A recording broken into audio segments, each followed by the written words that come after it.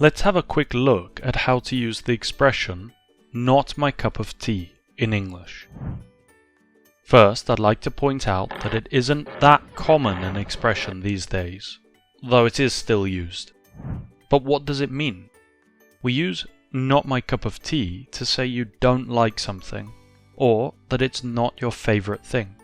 It means something like, "I'm not a huge fan of," or "I don't really like." For instance, "I love movies, but horrors aren't my cup of tea." Or, "I enjoy most sports, but Formula One really isn't my cup of tea." And lastly, how should you use it correctly? Well, what some students make mistakes with is that they use it in positive sentences when it should only be used in the negative. I'd never say, "Oh yes, football is my cup of tea," or "jazz is my cup of tea." So yeah, make sure to only use "not my cup of tea" in negative sentences.